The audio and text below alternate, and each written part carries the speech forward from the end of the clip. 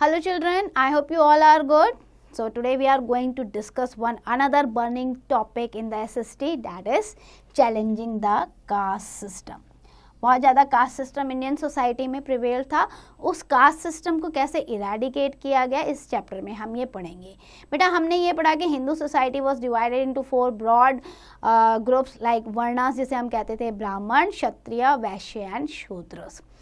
अब क्या होता था एंशियंट सोसाइटी में, ये जो था ये अकॉर्डिंग टू वर्क होता था, पर धीरे धीरे क्या हुआ इसको रिजिड बना दिया गया। कुछ लोगों ने पावर में रहने के लिए इसको इतना रिजिड बना दिया कि भाई अब कोई भी अपनी कास्ट को या वर्ण को चेंज नहीं कर सकता था, जो कि गलत था। और धीरे धीरे with the passage of time क्या होने लग गया, इस वर्ण सिस्टम की वजह से इनमें आपस में डिस्क्रिमिनेशन आना शुरू हो गया, एक दूसरे से अपने आप को सुपीरियर दिखाने शुरू हो गए।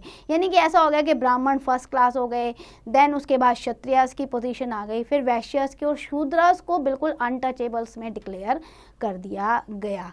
तो इस तरीके का जो सिचुएशन आई उसने इंडियन सोसाइटी में ये एक कास्टिज्म नाम का इविल पैदा कर दिया और डिफरेंसेस क्रिएट कर दिए। आर्ग्यूमेंट अगर हम देखें कास्ट रिफॉर्म्स जो बहुत ज़्यादा ज़रूरी था कि अगर इस तरीके से कास्ट डिवीज़न होगा तो सोसाइटी तो डेवलपमेंट नहीं हो सकती। सो सोशल एडवांसमेंट के लिए ये जो था कास्टिज्म को ख़त्म करना ज़रूरी था। नेशनल यूनिटी बनाए रखने के लिए भी कास्ट डिफरेंसेस ख़त्म करने थे। एंटी डेमोक्रेटिक है, हम जब डेमोक्रेसी की बात करते हैं everybody is equal without any discrimination of any behalf, वो तभी होगा जब आप कास्ट डिस्क्रिमिनेशन को ख़त्म करेंगे। देन जो हमारा ये नैरो आउटलुक है, जो माइंड सेट है ना कि हम इससे बाहर नहीं निकलते, इससे बाहर निकलना ज़रूरी है, तभी ऑल राउंड प्रोग्रेस या डेवलपमेंट हो पाएगी। देन पर्सनल एडवांसमेंट की बात करें तो भी जो मेरिटोरियस चिल्ड्रन हैं, अगर उनको हम उनकी मेरिट नहीं दे रहे कि भाई आप इस कास्ट से बिलोंग करते हो, इस कास्ट से बिलोंग करते हो, तो भी गलत है। एक पर्सनल डेवलपमेंट के लिए भी कास्टिज्म का ख़त्म होना ज़रूरी है। अब इस कास्टिज्म को ख़त्म करने के लिए बेटा बहुत सारे सोशल रिफॉर्मर्स आगे आए थे। इनमें हम पहले केस स्टडी करते हैं महाराष्ट्र की, जहाँ आपके ज्योतिराव गोविंदराव फूले, इन्हें महात्मा फूले भी कहा जाता है। ये आप देखिए पिक्चर दी हुई है आपको, ये लो कास्ट यानी कि माली जो है ना गार्डनर कास्ट, वहाँ से बिलोंग करते थे। एक बार क्या हुआ, उन्हें बहुत ज़्यादा इंसल्ट किया गया और किसी मैरिज सेरेमनी से उन्हें भगा दिया गया कि आप इसमें नहीं आ सकते क्योंकि आप लो कास्ट से बिलोंग करते हैं। अब इससे उनके अंदर ह्यूमिलिएशन आया और उन्होंने डिसाइड कर दिया कि इस कास्ट सिस्टम को मैं ख़त्म करके रहूँगा। इम्प्रूव्ड अपॉन देयर कंडीशन, और उन्होंने क्या किया, उन्होंने सत्य शोधक मंडल बनाया जो कि काम कर रहा था नॉन ब्राह्मण और अनटचेबल लोगों के लिए।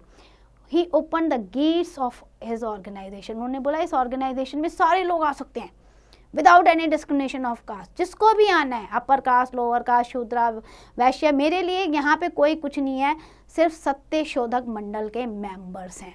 तो एक ऐसी सोसाइटी जहाँ पे सब लोग आने लगे तो ऑटोमेटिकली जो है क्या हुआ, यहाँ से कास्ट डिस्क्रिमिनेशन इरेडिकेट होना शुरू हो गया। अब यहाँ पे ये मिलजुल कर जो है बातें करते थे, डिस्कशन करते थे, मैरिज सेरेमनीज होती थी, बहुत सारी दूसरे जो रिचुअल्स हैं उसको प्रैक्टिस करते थे विदाउट एनी डिस्क्रिमिनेशन। उसके बाद जो इनकी वाइफ थी Savitribai Phule, she helped her become first modern women teacher. उन्होंने अपनी वाइफ को भी पढ़ाया, पहली टीचर भी बनाया। Together they establish the 6 schools in Poona, one of them for only girls. 6 में से एक सिर्फ उन्होंने गर्ल्स के लिए बनाया कि यहाँ पे सारी गर्ल्स जो लो कास्ट से बिलोंग करती हैं वो पढ़ेंगी। They also work for the wellbeing of peasants, widows and other lower caste people. इसके बाद आपके आते हैं आत्माराम पांडुरंग, महादेव गोविंद रानाडे एंड रामकृष्ण भंडारकर। क्या हुआ, आत्माराम जो थे उन्होंने प्रार्थना समाज को जो है महाराष्ट्र में इस्टेब्लिश किया। To undertake the social reform. Mahadev Govind Ranade और रामकृष्ण भंडारकर ने इसे ज्वाइन किया और धीरे धीरे उन्होंने इसमें यूज़फुल एजुकेशन को बढ़ावा दिया, सोशल इविल्स को ख़त्म करने का लोगों को अवेयर किया, अनटचेबिलिटी को ख़त्म करने के लिए लोगों को अवेयर किया, widow remarriage, intercaste marriage, education for women, modern education, Hindu Muslim unity, इन सब पे इन्होंने मिलकर वर्क किया। फिर हमारा आता है केस स्टडी आंध्र प्रदेश की, जहाँ हमारे आते हैं कंदुकूरी वीरास्लिंगम। कंदुकूरी वीरास्लिंगम जो है 1848 में बॉर्न हुए थे, till 1919 he was there as a social reformer. Andhra Pradesh में इन्होंने बहुत अच्छे से काम किया, जैसे बंगाल में ईश्वर चंद्र विद्यासागर ने काम किया वैसे ही इन्होंने आंध्र प्रदेश में काम किया। इन्होंने बोला वेस्टर्न एजुकेशन को बढ़ावा मिलना चाहिए, विमेन एजुकेशन को बढ़ावा मिलना चाहिए, को एजुकेशन जहाँ पे बॉयज़ और गर्ल्स मिलके पढ़ सकें वो बढ़ावा मिलना चाहिए, और समाज सुधार इन्होंने किए। इसके अलावा उन्होंने एक जर्नल निकाला विवेकावर्धिनी 1874 में, जिसमें उन्होंने सारे व्यूज़ लोगों के सामने रखे, बताया लोगों को कि जो सोशल इविल्स हैं उसके क्या इल इफ़ेक्ट्स हैं, और औरतों का पढ़ना, गर्ल्स का स्कूल जाना क्यों ज़रूरी है। Even he started the night school also for the working people. अगर आप काम कर रहे हो, आपके पास समय नहीं है, तो रात में आ जाओ स्कूल में। लो कास्ट लोगों के लिए उन्होंने स्कूल खोले, उन्होंने एडमिट किया गर्ल्स को, इनकरेज किया को एजुकेशन को। Even he started the widow remarriage also. So Andhra Pradesh में he was a great social reformer. Then उसके बाद आप देखो श्री नारायण गुरु आते हैं, जो 1854 में केरला में बॉर्न हुए थे। उनको कहा जाता है कि he belong to the low caste, उस कास्ट का नाम था इजाव, उससे ये बिलोंग करते थे जो अनटचेबल कास्ट थी। श्री नारायण गुरु की आपको यहाँ फोटो दी हुई है। He perceive that the low caste people were being discriminated. वो कहते बड़ा बुरा व्यवहार होता था अनटचेबल्स के साथ। उन्होंने इसके लिए फ़ाइट की, अपने इक्वल राइट्स के लिए फ़ाइट की। उन्होंने बहुत सारे टेम्पल्स इस्टेब्लिश किए, क्योंकि अनटचेबल्स को क्या था कि टेम्पल्स में एंट्री नहीं दी जाती थी, लेकिन उन्होंने स्टार्ट किए। वहाँ पे गॉड गॉडेस की मूर्तियों को इस्टेब्लिश नहीं किया, बोले टेम्पल रहेंगे लेकिन आइडल्स की ज़रूरत नहीं है। In the first temple that he establish was kept a stone from a nearby stream on which was engraved, here is the place where all people live in the fraternity।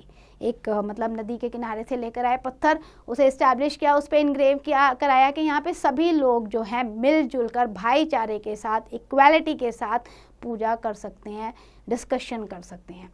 Even उन्होंने establish किया श्री नारायण धर्म परिपालन योगम, और उन्होंने slogan दिया one religion, one cast, one God, कोई caste discrimination नहीं। इसके बाद आते हैं आपके पेरियार ईवी रामास्वामी। पेरियार मेड्रास में बॉर्न हुए थे 1879 में बेटा। And in a high cast, ये हाई कास्ट नायकर कास्ट से बिलोंग करते थे। Despite of that he work for the upliftment of the lower caste. Periyar चाहते थे कि सोशल रिफॉर्म्स जो हैं वो बहुत तेज़ी से होने चाहिए, पॉलिटिकल, सोशल और इकोनॉमिक इंडिपेंडेंस मिलनी चाहिए। उन्होंने ऑर्गेनाइजेशन बनाई जिसका नाम रखा Dravida Kazhagam. He also fought for the reservation of the post for the low caste. उन्होंने बोला गवर्नमेंट जॉब में इन लो कास्ट के लिए जो है रिजर्वेशन होना चाहिए, क्योंकि इनकी कंडीशन बहुत ज़्यादा बुरी है और ये कम्पीट नहीं कर सकते हैं।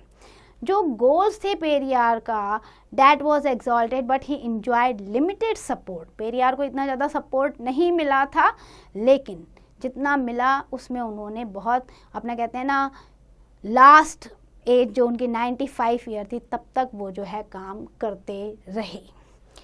महात्मा गांधी की बात करते हैं। ग्रेट लीडर, सोशल रिफॉर्मर रहे हैं। इन्होंने क्या किया, he favour the Sarvodaya, the progress of all people, Sarvodaya का नारा दिया। And he was greatly pain to see the miserable condition of untouchable. So ये अनटचेबिलिटी को दूर करने के लिए वो उनके साथ रहते थे, उनके साथ काम भी करते थे, उन्हें अपनी तरह इक्वल ट्रीट कराने को फील करते थे। वो चाहते थे इस तरीके का जो डिस्क्रिमिनेशन है जिससे इंसान में डिसयूनिटी आती है, सेपरेशन आता है, वो ख़त्म होना चाहिए। उन्होंने बहुत सारे कंस्ट्रक्टिव प्रोग्राम चलाए शहरों में, गाँव में लोगों को अवेयर करने के लिए। He was of the view that untouchability lived Hinduism and India would die. अगर अनटचेबिलिटी रहेगी तो धर्म हमारा हिंदुइज्म और भारत जो है ख़त्म हो जाएगा। इवन उन्होंने अनटचेबल्स को एक न्यू नेम दिया, डैट इज़ द हरिजन, यानी कि भगवान के बच्चे हैं हम, तो ऐसा उन्होंने दिया। महात्मा गांधी फाउंडेड द हरिजन सेवक समाज इन 1932 for the upliftment of Harijan class. और उन्होंने पब्लिकेशन भी स्टार्ट किया था, वीकली पेपर जिसका नाम रखा था हरिजन, ऐसा पेपर भी इन्होंने स्टार्ट किया था। और उनका एफर्ट था, इसी वजह से हमारे कॉन्स्टिट्यूशन ऑफ इंडिया में अनटचेबिलिटी को प्रोहिबिट कर दिया गया है। इसके बाद आते हैं हमारे डॉक्टर भीमराव रामजी अंबेडकर, जिन्हें हम BR अम्बेडकर जी भी कहते हैं। वो मेहर कास्ट जो है मध्य प्रदेश में, वहाँ पैदा हुए थे 1891 में। उन्होंने भी अनटचेबिलिटी के लिए, उसको इरेडिकेट करने के लिए, अनटचेबल लोगों के अपलिफ्टमेंट के लिए बहुत सारे काम किए। उन्होंने अखिल भारतीय बहिष्कृत परिषद बनाया था to educate the depressed classes. उन्होंने अनटचेबल को नाम दिया डिप्रेस्ड क्लासेस। लीगल असिस्टेंस दी उनको अपलिफ्टमेंट के लिए। डॉक्टर अंबेडकर जो थे वो vehemently fought for the social and political rights of depress class. उन्होंने बोला भाई सबसे पहले तो इस कास्ट को मंदिरों में एंट्री मिलनी चाहिए, दूसरा इस कास्ट को पॉलिटिकल रिप्रेजेंटेशन मिलना चाहिए, लेजिस्लेचर में, गवर्नमेंट जॉब में, एजुकेशन इंस्टीट्यूशन में रिजर्वेशन मिलना चाहिए। तो इस पे इन्होंने वर्क किया था। इसके अलावा स्वामी दयानंद सरस्वती और बहुत सारे ऐसे समाज सुधारक रहे जिन्होंने कास्ट डिस्क्रिमिनेशन को ख़त्म करने के लिए काम किया। अब बात करते हैं implication of the work of social reformer. भाई सोशल रिफॉर्मर 19th और अर्ली 20th सेंचुरी में बहुत तेज़ी से काम कर रहे थे। हालांकि ये ब्रिटिश रूल के अंडर था इंडिया, उसके बावजूद ये समाज सुधारक भारत की इविल प्रैक्टिसेस को ख़त्म करने की कोशिश कर रहे थे। Some of the important laws जो हैं पास कराए गए थे due to the efforts of these social reformer. आप देखो, जो विडो रीमैरिज एक्ट आया था 1856 का, फिर आपका सती सिस्टम को अबॉलिश किया गया 1829 में। Then a law was passed, क्यों पास हुआ? तो sanction the inter caste and inter community marriage, ऐसा कानून 1871 में आया। फिर चाइल्ड मैरिज को अबॉलिश किया गया बाय द लॉ 1860। उसके बाद गर्ल की जो एज है वो रेस की गई 10 ईयर्स, उसके बाद 12 ईयर्स, शारदा एक्ट जो पास हुआ था उसके अंडर। तो इस तरीके से बाद में ये एज 14 ईयर्स और फिर बॉयज़ की 18 ईयर कर दी गई। तो इस तरीके के लॉज पास हुए due to the efforts of these social reformer. Contemporary situation देखें बेटा, तो आज भी इंडियन सोसाइटी में बहुत सारी इविल्स प्रिवेल कर रही हैं जो इंडियन सोसाइटी को डिवाइड करनी है, नेशनल इंटरेस्ट को कहीं ना कहीं ख़त्म करनी है। तो ज़रूरत है हम सबको यूनाइट होने की, एजुकेट करने की, अपने आप को अवेयर करने की, और मिलजुल कर कंधे से कंधा मिलाकर एक सुदृढ़, एक यूनाइटेड भारत के निर्माण की। तभी भारत जो है विश्व में एक शक्ति की तरह उभरेगा। So that's and for the chapter. Let's do the quick revision. हमने इस चैप्टर में पढ़ा कि हिंदू सोसाइटी 4 वर्णास में डिवाइडेड थी। कास्ट सिस्टम जो था वो बर्थ पे और ऑक्यूपेशन पे बेस्ड होने लग गया था। कास्ट सिस्टम कंपेल कर रहा था लोगों को कि आप अपने ही ऑक्यूपेशन को अडॉप्ट करेंगे, इंटरचेंज नहीं कर सकते। कास्ट सिस्टम के बहुत सारे डीमेरिट्स और सोशल लेवल सामने आए, जिसके लिए बहुत सारे सोशल वर्कर्स ने काम किया, चाहे वो नॉर्दर्न इंडिया रही हो, चाहे आपके सदर्न इंडिया रही हो। महात्मा गांधी, BR अम्बेडकर ने लीगल वे पे भी काम किया था। वर्क ऑफ सोशल रिफॉर्मर्स की वजह से बहुत सारे पॉजिटिव इफ़ेक्ट आए, नेशनलिज्म की फीलिंग बढ़ावा मिला। कास्ट सिस्टम आज भी कंटिन्यू है इंडियन सोसाइटी में, इसे हम अपनी अवेयरनेस से, अपनी एजुकेशन से completely ख़त्म कर सकते हैं। So that's end for the chapter. I hope you understand. Now it's your turn. Do the exercise carefully.